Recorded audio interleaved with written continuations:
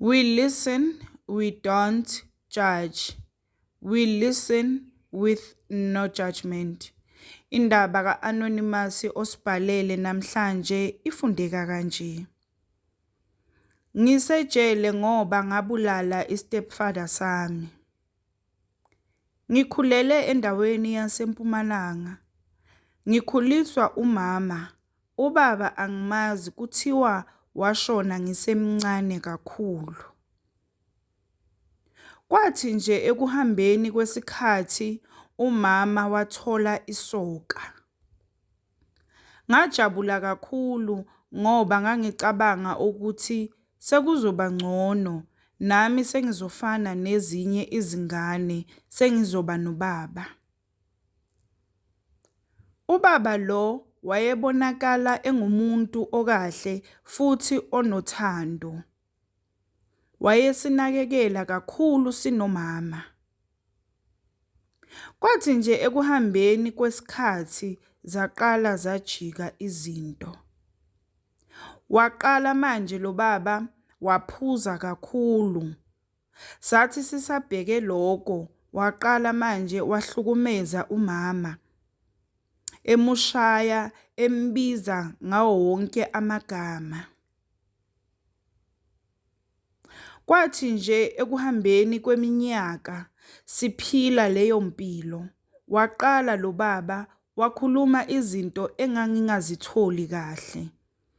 Ngase ngino-16 years ngaleso sikhathi. Lo baba wayethi kimi sengikhulile manje kanti futhi ngimuhle, ngime kahle. Indlela wayekhuluma ngayo yayingenza ngingazizwa kahle. Ngoba phela mina lo muntu ngimbuka njengobaba.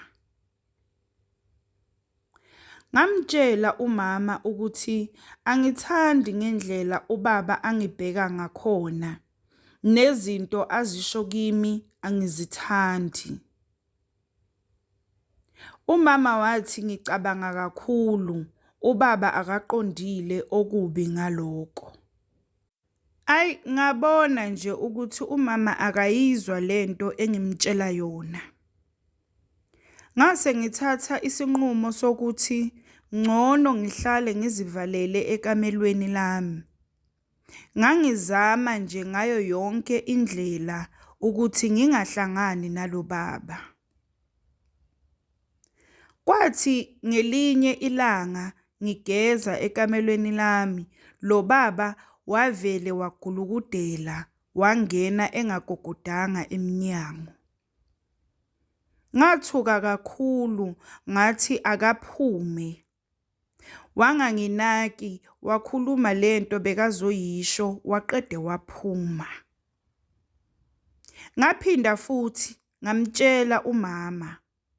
Wathi umama angiyeke lento ngifuna ukumxabanisa nendoda yakhe. Akuphelanga isikhathi nje esingakanani. Kwathi ngelinye ilanga lo baba wafika endlini ephuzile. Umama wayengekho ehambe nenkonzo. Wafika lo baba ebusuku wangithola ngihleli ngibuka i-TV. Ngathi ngiyasukuma ngiyolala. Wathi ngiyaphi angihlale phansi. Ngathi hayi vele bese ngiqedile ukubuka lento bengiyibuka sengiyolala. Ngisho kanjena nje vele ngiyahamba ngiya ekamelweni lami. Wangilandela lo baba wafike wangiphushela embedeni. Wathi kimi kanti yini ngilokhu ngenza ngathi angiyifuni lento.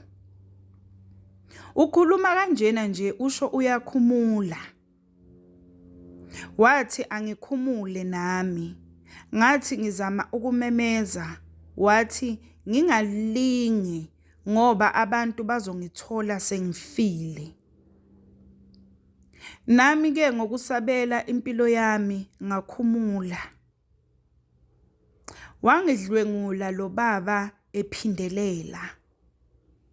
Wathi makaqeda wathi kimi Uma nje ngike ngayikhuluma le ndaba, uzongibulala aphinde abulale nomama bese eyahamba ebuyela kubo eSwazini. Ngokusabela impilo yami nomama, vele angizange ngiyikhulume le ndaba. Kusukela ngalolo suku, impilo yami ayiphindanga yaba right. Ngoba ngisho esikoleni abanye babebona ukuthi angisekho right. Ngisho othisha bazama ukungibuza ukuthi kwenzakalani, kodwa angikwazanga ukubatshela. Waqhubeka lo baba eyenza lento yakhe kangangokuba ngaze ngajwayela ukuthi ngiyisigqila sakhe socansi. Ngazama ukuhlala nomama phansi ngamtshela yonke lento.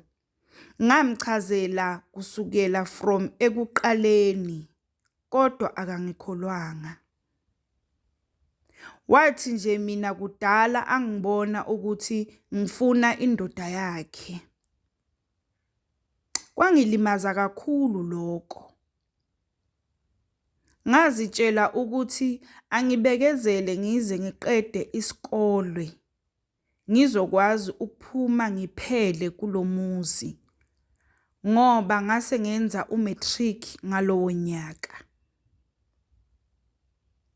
Kwathi nje ngelinye ilanga kwakuwuJune, ngibuya esikoleni, ngathola lo baba endlini.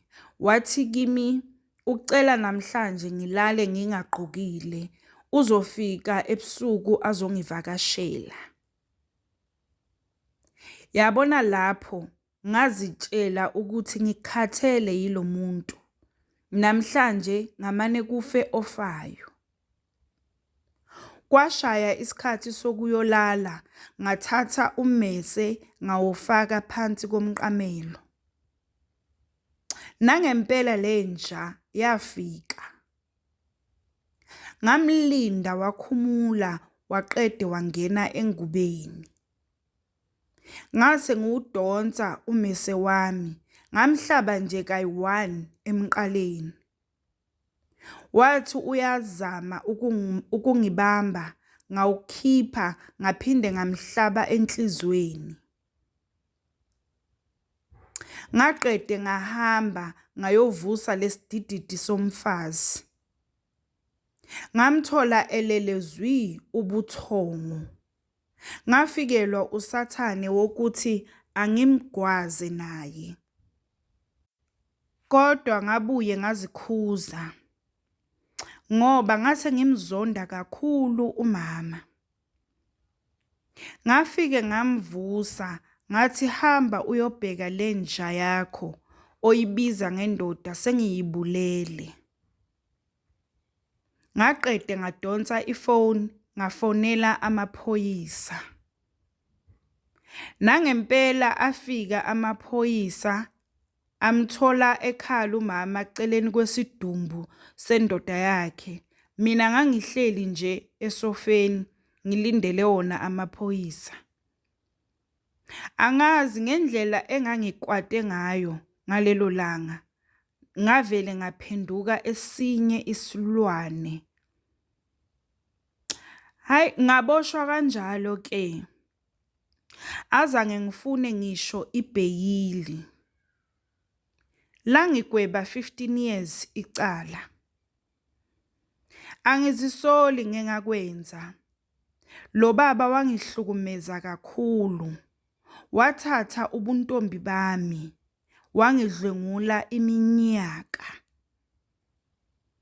Ngiyazi ukuthi khona abazozibuza ukuthi yindaba bengingayi emndenini. Ngendlela isimo sasekhaya besingakhona, umama akekho umuntu emndenini bekazwana naye, ngoba bonke babebona ukuthi le ndoda iyamhlukumeza, kodwa yena bekakhetha le ndoda ungidlula umndeni. So ngaloko nami benginganayo indawo yokuthi ngingahamba ngiyobikela abantu bomndeni, ngoba akekho umuntu emndenini bekasondelene nathi. Engithanda ukukundlulisa kubomama la ngaphandle, ngicela nibalalele futhi nibakholwe abantwana benu. Ningafani nowami umama, ngoba kube wangilalela futhi wangiseka ngabe angikho la. Ngiyamzonda loya mfazi. Angazi ukuthi kuyophinde kube khona na ukubuyisana phakathi kwethu. Angifuni nokuthi aze azongibona la ejele. Ngokwazi kwami angisenaye umama. Kahle kahle angisenabazali mina. Ngiyabonga. We listen, we don't judge. We listen with no judgment. Sacela usitshele ukuthi ucabangani ngendaba ka-Anonymous osibhalele namhlanje ku-comment section. Sacela ungakhohlwa ukulike, usubscribe. Ungakhohlwa ukuthi ukusubscribe it's for free, awubhadali lutho.